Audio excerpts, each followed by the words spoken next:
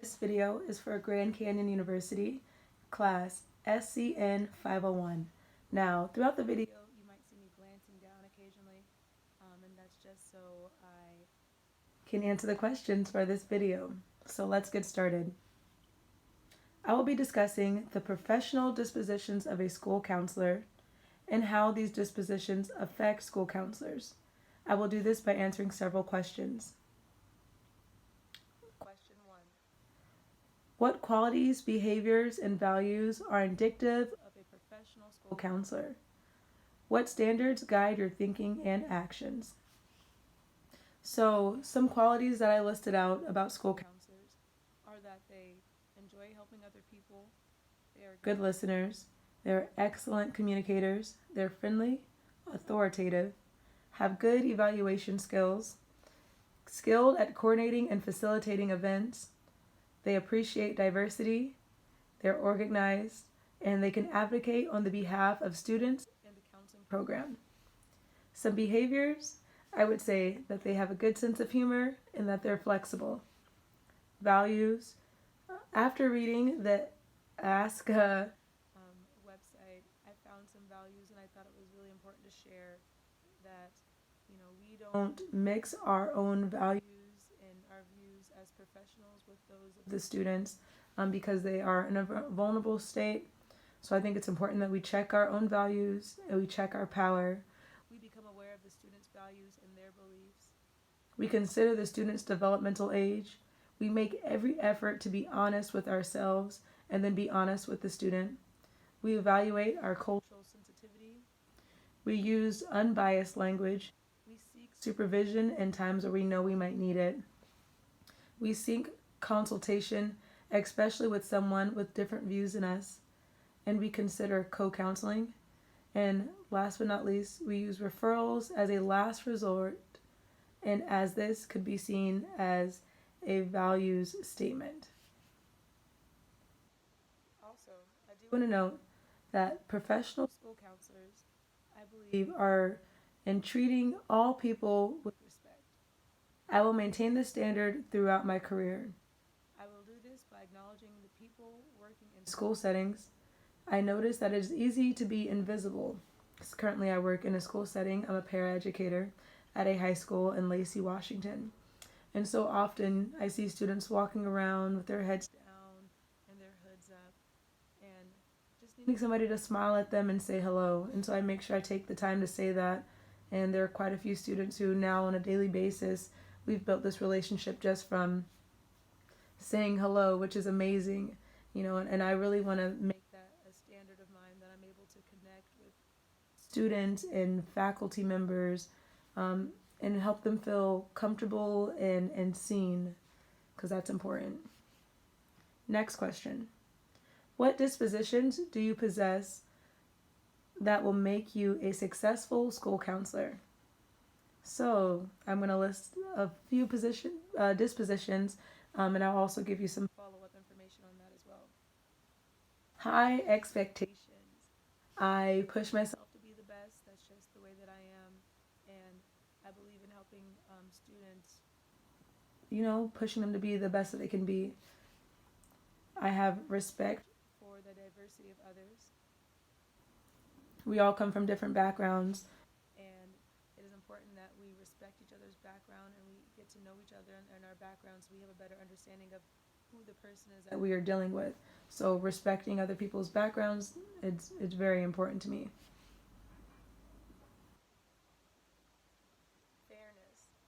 I just believe in fairness. I don't know if it's because I'm a middle child and I've always had to battle and see things given to one and not to the other. But I just believe in equality and, whatever rules there are, that we follow the rules, we follow the guidelines, and we keep it consistent for everybody involved.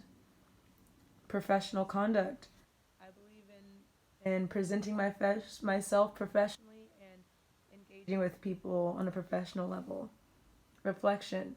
I'm a very analytical person, so it is not going to be hard for me to reflect on the different things that I've done and the interactions that I've had and learn from the feedback that I'm given, from my supervisors and from anybody that I come in contact with. I believe it's going to help me grow into being a better person and a better counselor, a school counselor. Curiosity.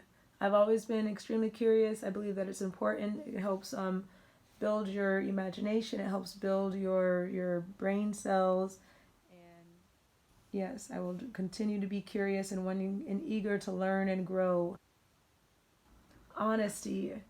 It is important to be honest, so people know where they stand with you and they know what to expect and they don't have to guess.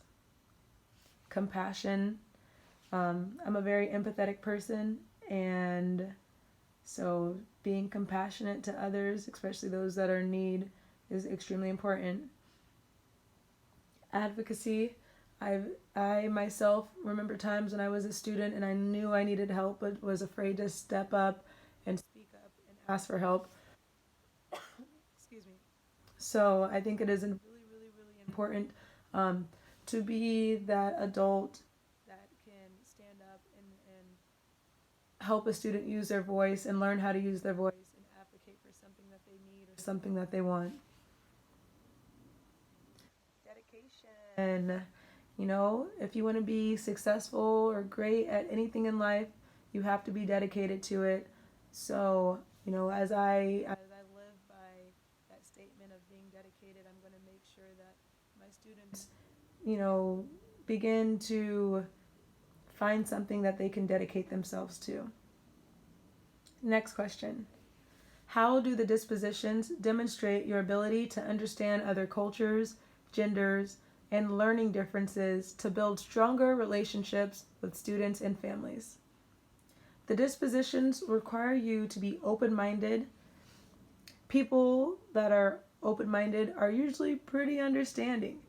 You think the words used to describe, therefore, the people demonstrating these dispositions will have an influence on more people's lives because of their ability to connect with others. So, I know I said a lot, but basically, by being open minded and being understanding, you're going to be able to connect with more people no matter their gender choice, preference, no matter their cultural background, no matter their learning disabilities or abilities. If you go in and you're understanding and you're open minded, you will be able to help and influence the lives of a lot of people. Next question. What dispositions do you need to work on before you enter the school as a first year counselor? So I listed many of the dispositions as things that I feel really confident in, that I am excited to do. There's a couple of them that I listed that I know that I have to work on, and I have to work on just my presentation of it and being strong and confident in that myself. So the first one I would say is high expectations. I'm really good at setting high expectations for myself. Um, I can be a soft person occasionally and see that sometimes I'm pushing somebody too hard, and even though I know that they can meet the goal, they can reach the goal, sometimes I give in because I see them quitting on themselves, and so I want to make the load easier for them.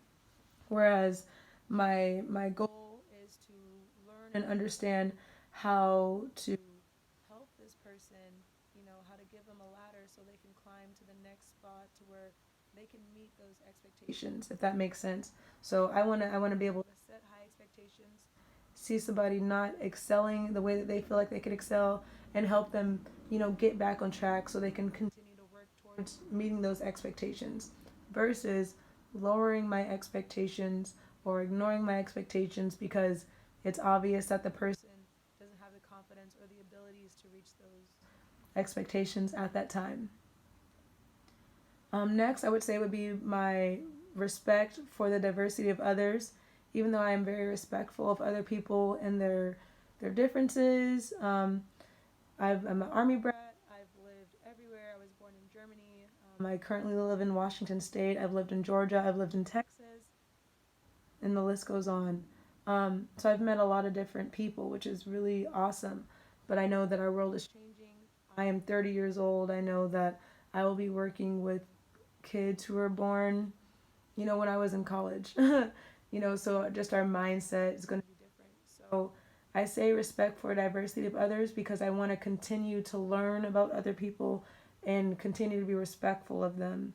And I just feel like that's a really important topic, especially um, in the state of where we are socially and politically in our country and in the world, really. And last but not least is honesty.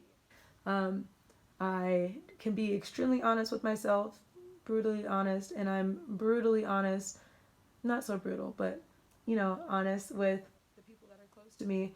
And I want to be able to have and share that same honesty with the students and the people that I'm working with because it is important to be transparent. I believe honesty leads to transparency, which leads to trust.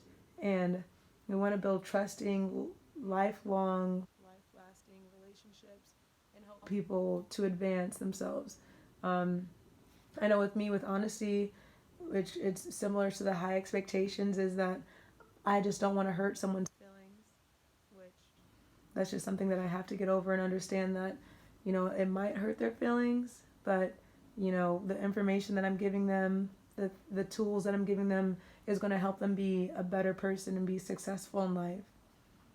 So, next question.